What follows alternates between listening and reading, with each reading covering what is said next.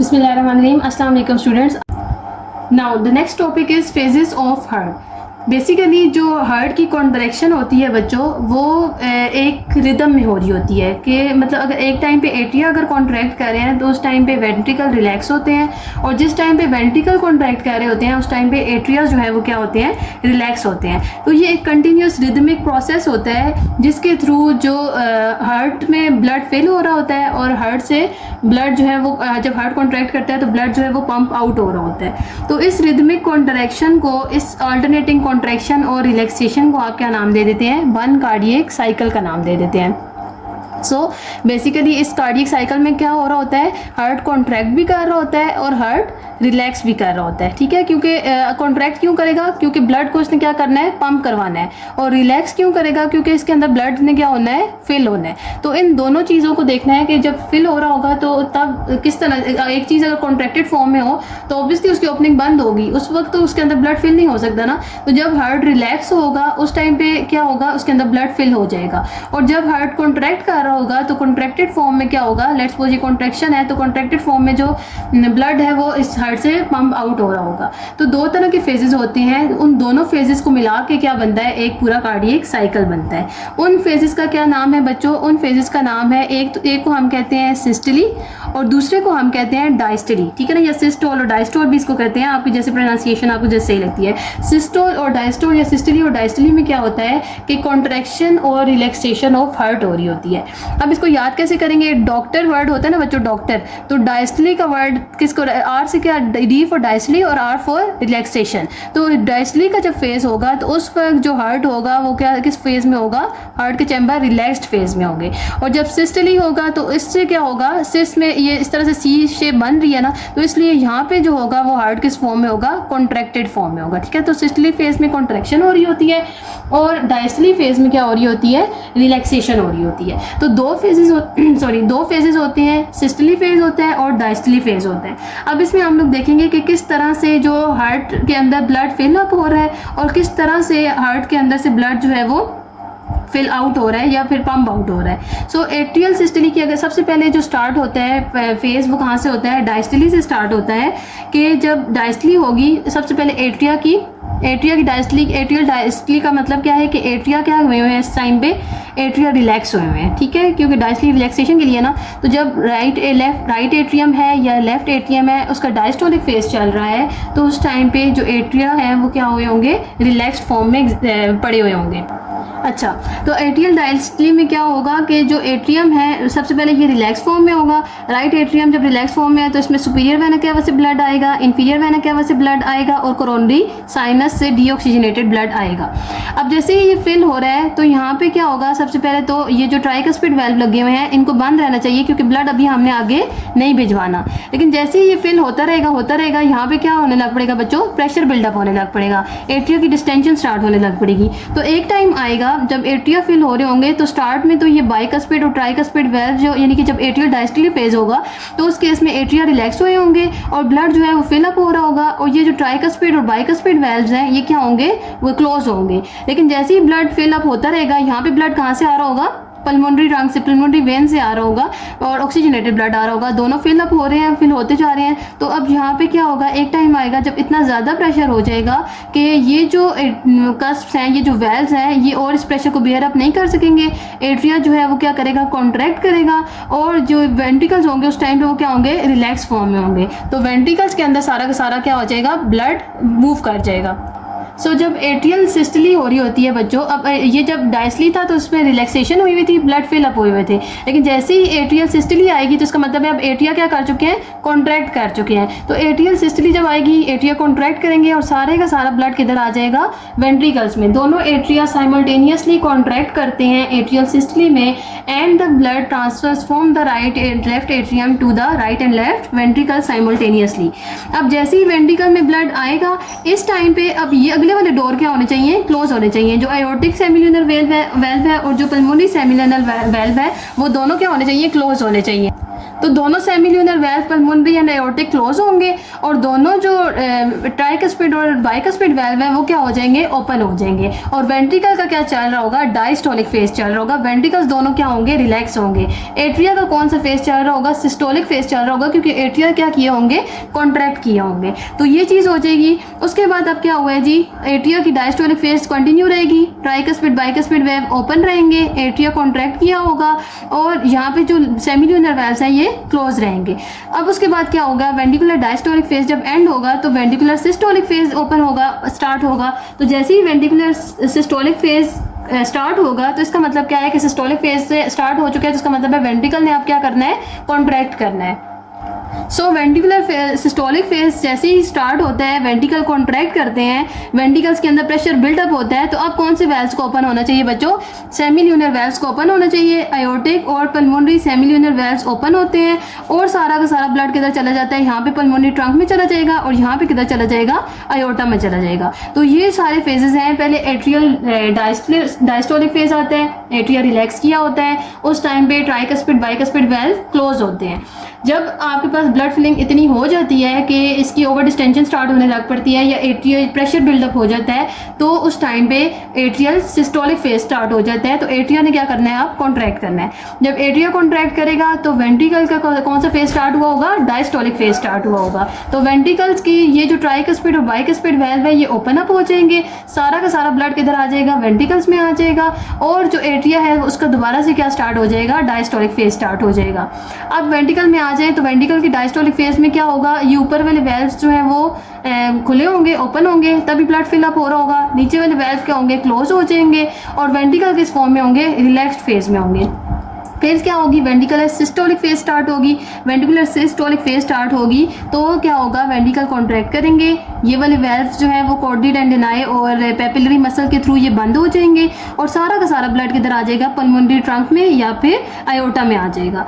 अब जैसे ही pulmonary trunk में या आयोटा में आएगा ना बच्चों, तो अब दोबारा से इस वेंट्रिकल का क्या स्टार्ट हो जाएगा, सिस्टोलिक फेज एंड होगा तो ventricular diastolic phase and start हो जाएगा, ब्लड इधर आ चुके हैं। अब जब वेंट्रिकुलर डायस्टोलिक फेज स्टार्ट होगा तो अब इन डोर को क्या हो जाना चाहिए, क्लोज हो जाना चाहिए, क्योंकि यहाँ पे जो ब्लड है ये दोबारा हमने वापस वेंट्रिकल में भी नहीं भेजना। तो उन्होंने यही बताया हुआ है कि जो ये सेमिल्यूनर वेल्व होते हैं, जैसे ही इसकी सिस्टोलिक फेज एंड होती है तो ये दोबारा से क्या हो जाते हैं, क्लोज हो जाते हैं। और वो क्यों क्लोज होते हैं, ताकि जो ब्लड है वो दोबारा से हार्ट में ना जा सके। जैसे यहाँ पे ये ट्राइकस्पिड बाइकस्पिड वेल्व क्लोज हो चुके थे ना, वेंट्रिकल सिस्टोलिक फेज स्टार्ट हुआ था, तो इसी तरह से ये वेल्व भी क्या होते हैं, क्लोज हो जाते हैं। तो ये जो सारा फेजिक पैटर्न होता है कॉन्ट्रैक्शन और रिलैक्सेशन का, सिस्टोलिक एंड डायस्टोलिक कॉन्ट्रैक्शन और रिलैक्सेशन हो रही होती है हार्ट के अंदर, इसको आप क्या नाम दे देते हैं, ये मिलके एक क्या बना रही होती है, हार्ट बीट बना रही होती है। और इसको आप क्या नाम दे देते हैं, कार्डियक साइकिल का नाम दे देते हैं। और जो कार्डियक साइकिल की ड्यूरेशन होती है वो कितनी होती है, 0.7 to 0.8 सेकेंड्स। ठीक है,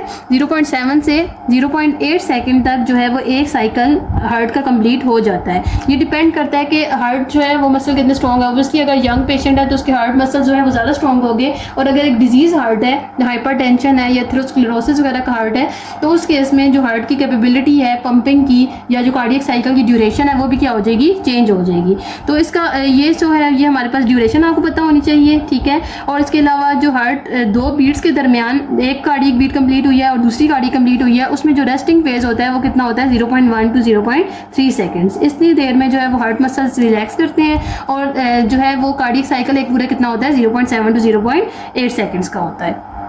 now come the topic conducting system of heart. इसमें बच्चों हम लोगों ने देखना है कि जो हार्ट है उसके हम लोगों ने कहा सिस्टोलिक फेज होता है यानी कॉन्ट्रैक्टिव फेज होता है और रिलैक्सिंग फेज होता है। लेकिन हमारी बॉडी के अंदर हर एक ऑर्गन को कोई ना कोई स्टिमुलस चाहिए होता है फॉर कॉन्ट्रैक्शन और रिलैक्सेशन।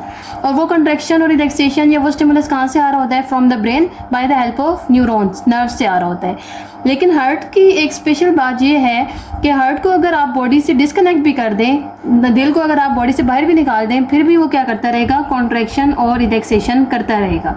तो इसका क्या मतलब है कि इसका ये मतलब है कि हार्ट की जो स्टिमुलस है वो ब्रेन से नहीं आ रही या वो आउटसाइड एक्सटर्नल न्यूरोनल स्टिमुलस पे डिपेंड नहीं कर रही होती, बल्कि हार्ट का एक अपना कंडक्टिंग सिस्टम है। हार्ट के अंदर अपने स्विचेस लगे हुए हैं जो कि क्या करा रहे हैं, हार्ट को कॉन्ट्रैक्ट और रिलैक्स करवा रहे हैं। तो उन जो स्विचेस हैं वो किस तरह से अरेंज हुए हुए हैं और उनका क्या पैटर्न है, किस तरह से वो ऑन हो रहे होते हैं, ये सारी चीज़ें हम कंडक्टिंग सिस्टम ऑफ हार्ट में देखेंगे। तो सबसे पहले बात ही उन्होंने ये की हुई है आपकी बुक में कि अगर आप हार्ट को बॉडी से आउट भी कर देंगे तो तब भी वो क्या होता रहेगा, कॉन्ट्रैक्शन और रिलैक्सेशन करता रहेगा। वो क्यों करता रहेगा? क्योंकि हार्ट किससे मिलकर बना हुआ है, मसल्स से मिलकर बना हुआ है। मसल्स का मतलब क्या है कि ये यानी कि ये क्या हो जाएगा, हार्ट हमारा मायोजेनिक हो जाएगा, ठीक है। और इसके अलावा जहाँ पे भी मसल्स होते हैं तो उनका क्या फंक्शन होता है, वो कॉन्ट्रैक्शन और रिलैक्सेशन करवा रहे होते हैं, ठीक है। तो इसका मतलब ये है कि हार्ट की जो रिदमिक कॉन्ट्रैक्शन है वो किधर से हो रही है, वो उसके अपने ही मसल से हो रही है। इसकी अपनी इंट्रिंसिक प्रॉपर्टी होती है जिसकी वजह से हार्ट के अंदर एक रिदम क्रिएट हुआ होता है। और वो रिदम क्यों, इसीलिए आपके पास जो हार्ट के मसल्स होते हैं that is completely different from other muscles of our body, ठीक। तो ये जो मायोजेनिक प्रॉपर्टी है हार्ट की, इसकी वजह से क्या होता है, हार्ट की अपनी रिदमिक कॉन्ट्रैक्शन होती है, इंट्रिंसिक होती है, और उसको आप क्या नाम दे देते हैं, उसको आप नाम देते हैं कंडक्शन सिस्टम का, ठीक है। तो ये जो आपके पास कंडक्शन सिस्टम है ये किस चीज़ों से मिलकर बना हुआ है, बेसिकली इसके कंपोनेंट्स होते हैं। सबसे पहले आ जाता है एसए नोड, उसके बाद आ जाता है एवी नोड, उसके बाद आ जाता है एवी बंडल, ठीक है। और जो लास्ट में आता है वो क्या होते हैं, कंडक्टिंग मायोफिब्रिल्स, ठीक है। ये सारी की सारी जो चीज़ें हैं ये सारी की सारी किससे मिलकर बनी हुई हैं, मसल से मिलकर बनी हुई हैं। मायोजेनिक प्रॉपर्टी होती है हार्ट की जिसके थ्रू ये सारे क्या करा रहे होंगे, हार्ट की कॉन्ट्रैक्शन को स्टिमुलेट करवा रहे होंगे। सबसे पहले हम लोग देखते हैं किसको, एसए नोड को, ठीक है ना। एसए नोड क्यों कहते हैं, क्योंकि इसका मतलब क्या है, साइनो एट्रियल नोड, ठीक है। तो साइनो एट्रियल नोड इसको क्यों कहा हुआ है, क्योंकि एक तो ये किधर प्रेजेंट है, अपर वॉल ऑफ राइट एट्रियम में प्रेजेंट है, ठीक है ना। अगर मैं यहाँ पे राइट एट्रियम ड्रॉ करूँ तो ये इसका क्या हो जाएगा, अपर बॉर्डर हो जाएगा। और यहीं से क्या आ रही थी बच्चों, superior vena cava inferior vena cava की ड्रेनेज आ रही थी। तो उसके बिल्कुल करीब क्या पड़ा होता है, ऐसे नोड पड़ा होता है। एट्रियल, तो एट्रियल का वर्ड किसको रेफर कर रहा है कि ये किधर पड़ा होगा, एट्रियम में पड़ा होगा। साइनो का वर्ड किससे रेफर कर रहा है कि ये बेसिकली क्या होता है कि जो वो होते हैं साइनस विनोसिस होती है, उसका एक्सटेंशन आ रही होती है राइट एट्रियम में, वहाँ पे ये क्या हो रहा होता है, साइनस विनोसिस से ये ओरिजिनेट हो रहा है, इसलिए आप इसको क्या नाम दे दिया है, साइनो एट्रियल का नाम दे दिया है। तो साइनस विनोसिस से आ रहा है एक तो ये, ठीक है ना, यानी वो जो आपके पास वेन्स जो हार्ट को ब्लड सप्लाई कर रही होती हैं वहाँ से, और दूसरा ये एट्रियम में प्रेजेंट है, इसलिए आपने इसको क्या नाम दे दिया है, साइनो एट्रियल का नोड का नाम दे दिया है। अब ये साइनो एट्रियल नोड क्या है, इसके अंदर ये प्रॉपर्टी है कि ये हार्ट को स्टिमुलेट करता है और हार्ट को क्या करा रहा है, एट्रियम को क्या करा रहा है, कॉन्ट्रैक्ट करवा रहा है, ठीक है। तो यहाँ से ये सिग्नल जनरेट करेगा, जैसे ही ये सिग्नल जनरेट करेगा तो राइट एट्रियम से ये जैसे ही सिग्नल ट्रैवल करेगा तो राइट एट्रियम क्या हो जाएगा, कॉन्ट्रैक्ट कर जाएगा। अब ये सिग्नल ट्रैवल होके सिग्नल जाएगा कहाँ पे, ये एवी नोड में जाएगा, ठीक है ना। ऐसे नोड से सिग्नल जनरेट हुए हैं और वो किधर चले गए हैं, एक और कार्डियक मसल फाइबर्स के पास चले गए हैं जिसको क्या नाम दे दिया आपने, एवी नोड का, ये एट्रियो वेंट्रिकुलर नोड का नाम दे दिया है। अब इसका नाम भी जाहिर हो रहा है एट्रियो वेंट्रिकल, तो इसका मतलब है ये किधर प्रेजेंट होगा, राइट एट्रियम और राइट वेंट्रिकल के जंक्शन के करीब प्रेजेंट होगा। सो राइट एट्रियम और राइट वेंट्रिकल के जंक्शन के करीब जब ये प्रेजेंट होगा तो आपके पास ऐसे नोड से सिग्नल्स आए, जैसे ही ऐसे नोड से एवी नोड में ट्रैवल करेंगे तो एट्रिया क्या कर जाएंगे, कॉन्ट्रैक्ट कर जाएंगे, ठीक है। अब एवी नोड के पास जब आएंगे तो एवी नोड ने अब क्या कराना है, वेंट्रिकल्स को कॉन्ट्रैक्ट करवाना है। तो जब वेंट्रिकल्स को कॉन्ट्रैक्ट करवाना है तो एवी नोड भी क्या करेगा, सिग्नल्स भेजेगा। ये सिग्नल्स किसके थ्रू भेजेगा बच्चों, ऐसे नोड से किधर आए, एवी नोड में सिग्नल्स, ठीक है।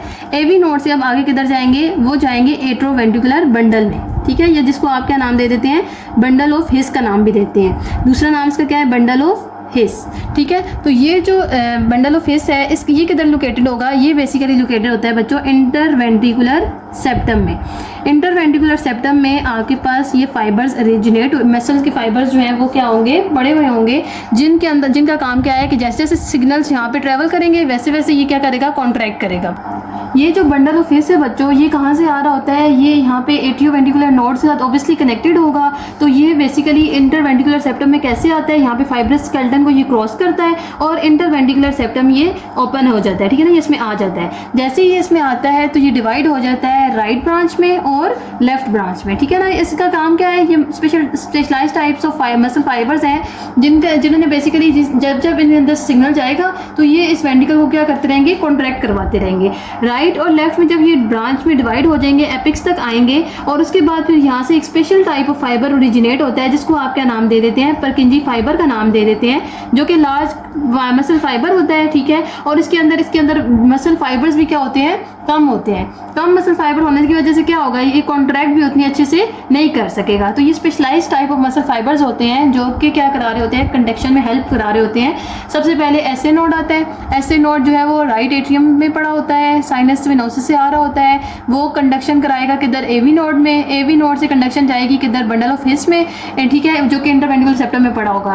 फिर वो डिवाइड होगा राइट और वेंट्रिकुलर ब्रांचेस में, एपिक्स पे आके। उसके बाद यहाँ से एक लार्ज डायमीटर का एक मायोफिब्रिल ओरिजिनेट हो रहा होता है जिसको आप क्या नाम दे देते हैं, परकिंजी फाइबर का नाम दे देते हैं। और उस परकिंजी फाइबर की ये स्पेशलिटी है कि उसके अंदर इतने ज़्यादा मायोफिब्रिल्स नहीं होते। तो जब उसके अंदर इतने ज़्यादा मायोफिब्रिल्स नहीं होंगे तो उसकी वजह से वो कॉन्ट्रैक्ट भी इतने अच्छे से नहीं करेगा। उसके अलावा बच्चों ने बताया हुआ है कि इस हार्ट जो मसल्स होते हैं इनके दरमियान क्या पड़ी होती हैं, इंटरकलेटेड डिस्क पड़ी होती हैं। उन इंटरकलेटेड डिस्क का क्या फंक्शन होता है, आईसी डिस्क का क्या फंक्शन होता है कि वो इन मसल सेल्स को आपस में कनेक्ट करा रही होती हैं, ठीक है ना। तो इंटरकलेटेड डिस्क, बाकी आप अगर कोई स्केलेटल मसल देखेंगे या स्मूथ मसल देखेंगे तो उसके अंदर इस तरह की इंटरकलेटेड डिस्क नहीं प्रेजेंट होती।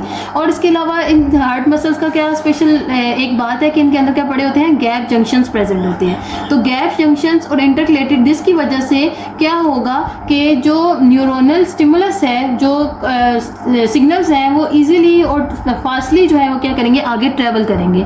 तो इसकी वजह से आपने क्या करना है, हार्ट को कंटिन्यूसली कॉन्ट्रैक्ट और रिलैक्स करवाना है ना। तो इन इंटरकलेटेड डिस्क जो कि क्या होती हैं, दो मसल्स को आपस में कंबाइन करा रही होती हैं और गैप जंक्शंस होते हैं। इस वजह से इन स्ट्रक्चरल मॉडिफिकेशन की वजह से जो एक्शन पोटेंशियल होता है वो जल्दी जो है, जैसे गैप होगा तो वो जंप करके जाएगा ना, तो जंपिंग वे में वो जो एक्शन पोटेंशियल होता है वो ट्रेवल करते हैं, जिसकी वजह से जो सिग्नल्स हैं वो फास्टली आगे मूव करते हैं और कॉन्ट्रैक्शन इजीली हो सकती है। उसके अलावा उन्होंने बच्चों ये बताया हुआ है कि जो एसए नोड होता है ना वो लीडर है, ठीक है। एसए नोड से सबसे पहले क्या आ रहे होते हैं, सिग्नल ओरिजिनेट हो रहे होते हैं, ना कि एवी नोड से, ना कि बंडल ऑफ हिस से, ना कि परकिंजी फाइबर से। स्टार्ट जो सिग्नल हो रहा होता है वो कहाँ से हो रहा होता है, और जो ज़्यादा फ्रीक्वेंसी से सिग्नल ओरिजिनेट हो रहा होता है वो कहाँ से हो रहा होता है, एसए नोड से हो रहा होता है। इसीलिए एसए नोड को हम क्या कह देते हैं, पेस मेकर ऑफ हार्ट कह देते हैं। यानी कि सारी की सारी मेजर एक्टिविटी जो हार्ट की डिपेंड कर रही है वो किस पे डिपेंड कर रही है, एसए नोड पे डिपेंड कर रही है। अब एसए नोड से सिग्नल जनरेट होंगे। हार्ट अगर कॉन्ट्रैक्ट नहीं कर रहा, जी क्या रेस्टिंग कंडीशन में अगर है, नॉर्मली जो हार्ट होता है उसमें क्या होता है, एसए नोड पेसमेकर का काम कर रहा होता है। एसए नोड से सिग्नल जनरेट होते हैं और वो ट्रैवल करते हैं किधर, एवी नोड तक ट्रैवल करते हैं। जब एसए नोड से सिग्नल जनरेट होंगे, एवी नोड तक ट्रैवल करेंगे तो इस वक्त क्या चीज़ कॉन्ट्रैक्ट कर रही होगी, एट्रिया कॉन्ट्रैक्ट कर रहे होंगे, ठीक है। तो जब एट्रिया कॉन्ट्रैक्ट कर रहे होते हैं, एसए नोड से एवी नोड तक सिग्नल ट्रैवल करने में जो टाइम लगता है बच्चों वो कितना लगता है, 0.4 सेकेंड का टाइम लगता है। इसका मतलब क्या है कि जब एसए नोड एक्टिवेट हुआ, जैसे ही एक्टिवेट होगा तो क्या चीज़ कॉन्ट्रैक्ट करेंगे, एट्रियास कॉन्ट्रैक्ट करेंगे। जब एट्रिया कॉन्ट्रैक्ट कर रहे होंगे तो अभी तो सिग्नल वेंट्रिकल तक पहुंचे ही नहीं है, उस टाइम पे वेंट्रिकल क्या होंगे, रिलैक्स होंगे। इसका क्या फ़ायदा होगा कि जब एट्रिया कॉन्ट्रैक्ट किए हुए हैं और वेंट्रिकल रिलैक्स हैं तो सारा का सारा ब्लड एट्रिया से उठ के किधर आ जाएगा, वेंट्रिकल में आ जाएगा, ठीक है। तो ये बहुत इंपॉर्टेंट है कि दोनों चीज़ें अगर साइमल्टेनियसली कॉन्ट्रैक्ट कर जाती, एट्रिया भी कॉन्ट्रैक्ट किया होता, वेंट्रिकल भी कॉन्ट्रैक्ट किया होता, तो ब्लड कहाँ पे फिलअप होता। तो जब एट्रिया कॉन्ट्रैक्ट कर रहा होता है, वेंट्रिकल रिलैक्स होते हैं, क्यों, क्योंकि उस टाइम पे एसए नोड एक्टिवेट हुआ होता है, एवी नोड तक सिग्नल पहुंचने में 0.4 सेकंड का डिले आता है। तो जब 0.4 सेकंड का डिले आएगा तो एट्रिया आराम से कॉन्ट्रैक्ट कर जाएगा। इसी तरह एवी नोड से आगे बंडल ऑफ हिस में ट्रैवल करने के लिए जो डिले आता है वो 0.11 सेकंड का होता है। तो इसका मतलब है अगर एवी नोड तक आ भी गया पोटेंशियल, आगे पूरे वेंट्रिकल में ट्रैवल होने तक कितने चाहिए, 0.11 सेकंड। तो 0.4 और 0.11 टोटल 0.15 सेकंड का डिफरेंस आता है एट्रिया और वेंट्रिकल की कॉन्ट्रैक्शन में। यानी कि एट्रिया को जब कॉन्ट्रैक्ट कर रहा होता है उससे 0.15 सेकंड के बाद जो है वो वेंट्रिकल कॉन्ट्रैक्ट कर रहे होते हैं। और इसकी सिग्निफिकेंस क्या है कि जब एट्रिया कॉन्ट्रैक्ट कर रहे होंगे तो उस टाइम पे वेंट्रिकल को कॉन्ट्रैक्ट नहीं होना चाहिए, बल्कि उसको क्या होना चाहिए, रिलैक्स फॉर्म में होना चाहिए, ताकि ब्लड है वो इजीली फिल अप हो सके। तो यहाँ पे ये डिले इसीलिए आया है कि आपके पास 0.15 सेकंड का डिले इसीलिए आया है ताकि एट्रिया आराम से कॉन्ट्रैक्ट करें, सारा का सारा ब्लड जो है वो वेंट्रिकल में फिल अप हो जाए। जैसे ही फिल अप होगा तो जब जैसे जैसे ये सिग्नल ट्रैवल करेंगे वैसे वैसे वेंट्रिकल भी क्या करते रहेंगे, कॉन्ट्रैक्ट करते रहेंगे और ब्लड जो है वो वेंट्रिकल से पंप आउट हो जाएगा। तो ये सारी चीज़ें जो है ये किस में आ जाती हैं, कंडक्टिंग सिस्टम ऑफ हार्ट में आ जाती हैं। पहले सिग्नल एसए नोड से जनरेट होता है, वो जाता है एवी नोड में, एवी नोड से सिग्नल जाते हैं एवी बंडल में या बंडल ऑफ हिस में, जो कि इंटरवेंट्रिकुलर सेप्टम में प्रेजेंट होता है। और उसके बाद फिर जो है वो बंडल ऑफ हिस से फिर पैरेंजी फाइबर वगैरह में चले जाते हैं, और इससे पूरे का पूरा जो मसल हार्ट होता है वो क्या करता है, कॉन्ट्रैक्ट करता है। और ये मायोजेनिक होते हैं, ये सारे के सारे muscle specialized type of muscle होते हैं जो कि हार्ट के होते हैं, और इनके अंदर इंटररिलेटेड डिस्क होती हैं, गैप जंक्शंस होते हैं, जो कि इसकी जो एक्शन पोटेंशियल की स्पीड है उसको फास्ट अप कर रहे होते हैं और उसकी फ्रीक्वेंसी को भी क्या कर रहे होते हैं, इंक्रीज कर रहे होते हैं। नेक्स्ट जो टॉपिक है बच्चों वो है ECG. So ECG is basically electrocardiogram, और ये हमें बता रही होती है जब भी ऑब्वियसली एक्शन पोटेंशियल जनरेट होता है तो उसमें क्या होता है, इलेक्ट्रिकल इम्पल्सेस जनरेट हो रही होती हैं, इलेक्ट्रिकल सिग्नल्स जनरेट हो रहे होते हैं, ठीक है। तो उस इलेक्ट्रिकल सिग्नल्स को हम डिटेक्ट कर सकते हैं by the help of a electrocardiograph, ठीक है ना। आप जो है वो एक मशीन होती है जो कि क्या कर रही होती है, हमारे हार्ट के अंदर जो इलेक्ट्रिकल सिग्नल्स जनरेट हो रहे हैं उनको डिटेक्ट कर रही होती है। तो वो जब डिटेक्ट करेगी तो उसको आप क्या नाम दे देंगे, इलेक्ट्रोकार्डियोग्राम का नाम दे देंगे या फिर ईसीजी का नाम दे देंगे। अब इसमें क्या होता है बच्चों, आपको ईसीजी के कैसे पता चलेगी, जैसे जैसे हार्ट की एक्टिविटी हो रही है वैसे वैसे आपके पास ईसीजी के ऊपर पैटर्न आ जाएंगे। सिंपल सी बात है, सबसे पहले क्या होना है, एट्रिया ने कॉन्ट्रैक्ट करना है, ठीक है। एट्रिया की जब सिस्टली होती है, एट्रिया कॉन्ट्रैक्शन होती है, तो एट्रिया कॉन्ट्रैक्शन कब होगी, जब एसए नोड से सिग्नल आएंगे। ऐसे ही है, एसए नोड एट्रिया को सिग्नल देंगे तो एट्रियल सिस्टली स्टार्ट हो जाएगी। तो जैसे ही एट्रियल सिस्टली स्टार्ट होगी तो हमारे पास क्या बनेगी, एट्रिया जो है वो डीपोलराइज हो जाएंगे, ठीक है। और हमारे पास ईसीजी के ऊपर कौन सी वेव बन जाएगी, टी वेव बन जाएगी। अब जब एट्रिया जो है वो डीपोलराइज हुए हैं या एट्रिया जब कॉन्ट्रैक्ट किए हुए हैं तो उस टाइम पे वेंट्रिकल क्या होते हैं, रिलैक्स होते हैं। तो इसलिए जब एट्रियल कॉन्ट्रैक्शन हो रही होती है तो आपके पास वेंट्रिकल जो है उस वक्त रिलैक्स हुए होते हैं, वो उनकी जो है वो उनके ऊपर सिग्नल्स नहीं जनरेट हुए होते, इसलिए ईसीजी पे हमें सिर्फ क्या शो हो रही होती है, पी वेव शो हो रही होती है। उसके बाद जैसे ही ये इससे नोड से एवी नोड तक सिग्नल्स आएंगे, बंडल ऑफ हिस में जाएंगे, तो अब क्या होना है, वेंट्रिकल ने कॉन्ट्रैक्ट करना है। तो वेंट्रिकल कॉन्ट्रैक्ट करने का मतलब क्या है कि अब वेंट्रिकल डीपोलराइजेशन होनी है। तो जैसे ही वेंट्रिकुलर डीपोलराइजेशन होगी तो हमारे पास जो वेव आएगी वो कौन सी हो जाएगी बच्चों, वो हो जाएगी QRS वेव, ठीक है। तो ये पी वेव थी, ये क्या है, QRS। और ये लार्जर क्यों है, क्योंकि ऑब्वियसली वेंट्रिकल का साइज लार्जर है as compared to atrial size. तो यहाँ पे जो सिग्नल जनरेट होंगे वो भी क्या होंगे, स्ट्रॉन्ग होंगे। तो स्ट्रॉन्ग सिग्नल की वजह से जो आपके पास पीक आएगी वो भी ज़्यादा होगी। तो पी वेव और QRS वेव के दरमियान जो डिफरेंस ये होगा, डिस्टेंस होगा, थोड़ा सा गैप होगा। इसका मतलब ये है कि इस टाइम पे एट्रिया कॉन्ट्रैक्ट किए हुए हैं और वेंट्रिकल रिलैक्स थे, तो इस फेज में ब्लड फिलिंग हो रही थी इनटू द वेंट्रिकल। अब QRS जब ये वाली वेव आएगी तो इसका मतलब क्या है, वेंट्रिकल कॉन्ट्रैक्ट किए हुए हैं, वेंट्रिकुलर डीपोलराइजेशन हुई है। तो जब वेंट्रिकुलर डीपोलराइजेशन होगी, ब्लड जो है वो वेंट्रिकल से पंप आउट होगा, तो आपके पास जो ईसीजी पे वेव आएगी वो कौन सी आ जाएगी, QRS आ जाएगी। और उसके बाद फिर जो नेक्स्ट वेव आएगी वो कौन सी होगी बच्चों, वो होगी टी वेव। टी वेव कब आएगी, जब वेंट्रिकल रिलैक्स कर रहे होंगे, क्योंकि वेंट्रिकल के लार्जर साइज है तो उनकी रिलैक्सेशन की वजह से इलेक्ट्रिकल सिग्नल्स भी जनरेट होंगे, और वो किस फॉर्म में जनरेट होंगे, टी वेव की फॉर्म में होंगे। तो इसको आप क्या नाम दे देंगे, वेंट्रिकुलर डीपोलराइजेशन किस तरह से आगे बस आ जाएगी, टी वेव की फॉर्म में आ जाएगी। नॉर्मल फंक्शन अगर एक हार्ट का रहा है तो उसमें पी वेव भी होगी, QRS भी होगी और टी वेव भी आ रही होगी, ठीक है ना। और एक पर्टिकुलर जो टाइम पीरियड जिस टाइम पीरियड से होनी चाहिए उसी टाइम पीरियड से आपके पास प्रेजेंट होगी। अब आपके पास इसके अलावा उन्होंने बताए हुए सेगमेंट्स के नाम बताए हुए हैं। एक तो उन्होंने आपको जो है वो इंटरवल का नाम बताया हुआ है बच्चों, और एक आपको सेगमेंट का नाम बताया हुआ है। जो PR इंटरवल है वो बेसिकली यही बता रहा होगा कि इसके एट्रिया की जो रीपोलराइजेशन है या एट्रिया कॉन्ट्रैक्शन और वेंट्रिकल कॉन्ट्रैक्शन में कितना गैप था, ठीक है, वो ये बता रहा होता है। और दूसरी चीज़ जो है वो क्या है, ST सेगमेंट।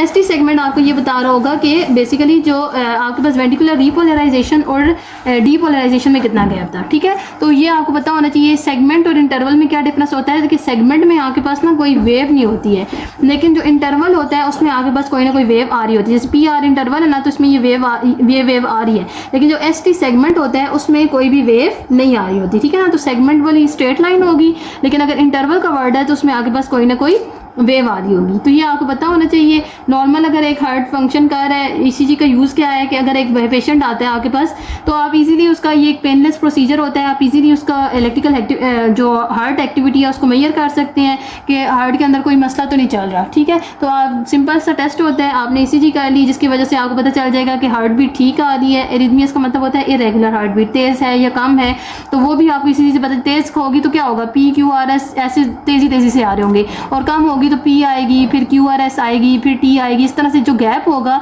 फिर P आएगी, फिर QRS आएगी, फिर T। तो जो नॉर्मल टाइम पीरियड होता है उससे ज़्यादा टाइम पीरियड लग रहा होगा, तो इसका मतलब है कि हार्ट जो है वो स्लोली कॉन्ट्रैक्ट कर रहा है। और अगर बहुत 2 PQRS के दरमियान कम टाइम होगा तो इसका मतलब है कि हार्ट जो है वो तेज़ी से काम कर रहा है। तो इस तरह से इरेगुलर हार्ट बीट को आप देख सकते हैं। कोई कंडक्शन डिफेक्ट है, कोई इनलार्ज हार्ट हो चुका है, चैम्बर का लेफ्ट वेंट्रिकुलर हाइपरट्रॉफी होती है, उसमें आपके पास जो है वो ईसीजी की चेंजेस आती हैं। तो बेसिकली ईसीजी से आपको क्या पता चल जाता है कि नॉर्मल फंक्शनिंग ऑफ हार्ट हो रही है या नहीं हो रही। तो आपको ये इतना वो कोई मसले की बात नहीं है। P वेव है तो उसका मतलब है एट्रियल डीपोलराइजेशन हो रही है, QRS है तो उसका मतलब है वेंट्रिकुलर डीपोलराइजेशन हो रही है, और T वेव है तो उसका मतलब है वेंट्रिकल रीपोलराइज हो रहा है। सिंपल ये बातें लिखी हुई हैं। और एस सेगमेंट और इंटरवल का मैंने भी आपको बता दिया है कि जो है वो इंटरवल वो होता है जो कि जिसमें वेव आ रही होती है, और सेगमेंट वो होता है जिसमें कोई भी वेव नहीं आ रही होती, ठीक है ना। और ये हमें क्या बता रहा होगा, टाइम ड्यूरेशन बेसिकली बता रहा होगा। अपनी बुक में हर एक चीज़ की टाइम ड्यूरेशन लिखा हुआ है। वो जब डॉक्टर्स ईसीजी करते हैं तो वो देख लेते हैं कि इंटरवल और सेगमेंट में कितना टाइम लगा हुआ है। अगर तो ज़्यादा है और कम है उसके अकॉर्डिंग वो देखते हैं कि एरिथमियास जो है वो ज़्यादा हार्ट तेज़ी से कॉन्ट्रैक्ट कर रहा है, टैकीकार्डिया चल रहा है या ब्रेडीकार्डिया चल रहा है। तो इस तरह से आप जो है वो एबनॉर्मेलिटीज़ को डिटेक्ट कर सकते हैं। Thank you so much. Allah हाफिज़।